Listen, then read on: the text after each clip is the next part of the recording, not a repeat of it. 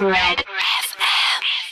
They came away with a bonus point. Whether you consider that a moral victory or not, I don't really know. They were saying going over, if they got a bonus point coming out of it, they'll actually be happy with it. But in my opinion, that's the wrong attitude to be going into these games with. I mean, they're certainly capable of beating London Irish. Yes, it's away from home, but they have to be more positive. And I suppose the Leinster game knocked them down a few pegs. But to be going into a game like that and saying, okay, we'll be happy with a bonus point, is the wrong way to go. If that was the attitude going over, Dave, do you think Munster maybe overestimated London Irish a bit? Because obviously they are top of the Premiership, which is a very impressive start to the season, but they didn't look a great side last night. No, but they didn't play well either. I mean, by their own admission, they didn't play well. Were it not for a few silly unforced errors in the first half, they could have got another 2 tries, and that would have really been the end of the game by half time. And they have 1 or 2 key players to come back into that setup as well. I'm saying that so in Munster. Like Jerry Flannery played a half with Shannon on Friday night, which is a very positive, and came through it. Mm-hmm. But you're correct. I mean, like London Irish, I think are there to be beaten. It'll be a different story when they come over to play in Thomond Park.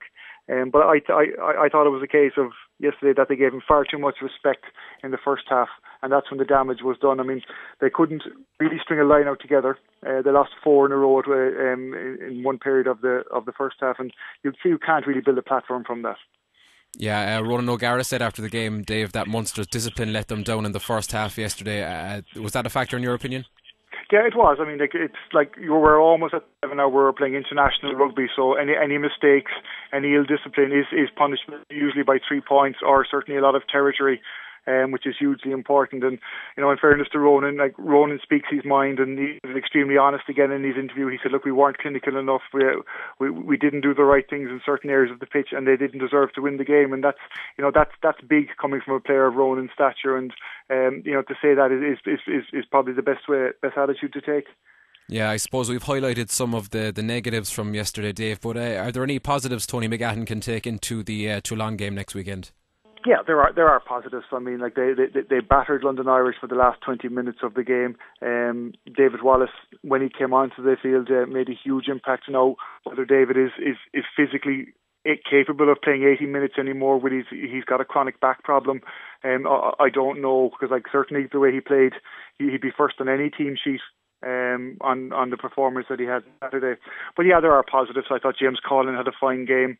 I thought Damien Vardy on the pitch was very industrial, albeit his line out throwing has to improve if he's going to keep Jerry Flannery off the team. And I thought Ronan O'Gara had a magnificent game as well. So like there are positives. There is a lot of work there to be done, and they know that as well. But the key thing for me is that if they can't sort out their set pieces, they're not going to compete in this competition.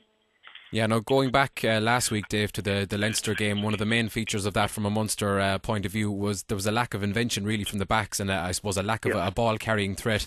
That seems to be a concern for Munster at the moment, because outside of Keith Earls in the backs, we don't really look to have a threat in that respect. No, and like Paul, you summed it up there in one word. Like it has to be creative. There has to be something special. There has to be something like similar to the lineout. I mean, Munster could easily come up with 3 or 4 short lineouts that would guarantee them ball, and they haven't done it. And I think Laurie Fisher, needs to front up in that aspect of it. He needs to be more creative. He needs to be that little bit clever. He needs to look at for next week now. He needs to look at Toulon's line out and see where the gaps are and see where he can exploit them. But in the back situation, you're correct. There is no one to carry that ball over the line. When Maffey and Sam Tuitopo play together, they're too similar. They're just literally head down crash ball merchants where they crash it up the middle. And if you have a team that is prepared to make tackles, they're very easily to stop. Yeah, no, next week is an absolutely massive game, Dave, because if Munster lose it, I mean, it could be the end of the road for them. It's difficult to know what to expect from Toulon. They had a good win over the Ospreys yesterday, but you wouldn't know what kind of team they're going to bring, and you wouldn't really know how much of an importance they're going to place on the Heineken Cup. Yeah, you would actually have been hoping that Ospreys would have beaten them yesterday, because that would have probably literally taken their mind off the Heineken Cup, because they spend so much money, and their home competition, their Super 14 competition at home is so important to them in terms of financial rewards as well. They get far more for winning that than they would for winning the Heineken Cup. And they have a budget of 20.8 million, which is, when you combine all the Irish provinces, it's probably close enough to that So, yeah, if the Ospreys had beaten them yesterday, it would have been a huge positive for Munster because they probably wouldn't have travelled with a full-strength team. But because the fact that they're still in it now, unbeaten, I know it's only one game, they will give it a go. And like they are a star-studded team. They're probably known as Johnny Wilkinson's Toulon at this stage, but they have some fantastic players as well. And my only concern for them, and I suppose it's a good concern for Munster, is that I don't know when push comes to shove, would they literally put their heads on the line for the club of Toulon, whereas in the Munster situation, like every player who wears that jersey would do, and they die for the cause literally. Yeah, no, we're obviously not going to get carried away after one defeat, Dave, but no. Obviously Munster have this fantastic record of is it reaching the last 11 or 12 Heineken Cup quarter-finals. Is that record in danger of going out the window this season, do you think? Absolutely, Paul. I mean, just because literally of the group they're in alone is extremely... this year, for the first time, I think in a long time, they don't have any Italian team.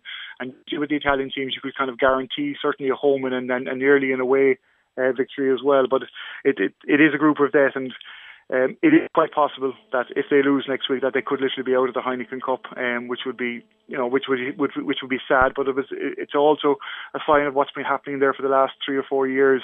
Like the team has been coming to a pinnacle, like a crescendo, I suppose is the best way to describe it, and that they haven't kind of been replacing the older guys. And in fairness to Tony McGann, he bit the bullet last week, and he to drop Alan Quinlan completely off the matchday panel, demote John Hayes, David Wallace, and Marcus Hope to the bench was a brave call. And I just hope that he continues with that frame of mind.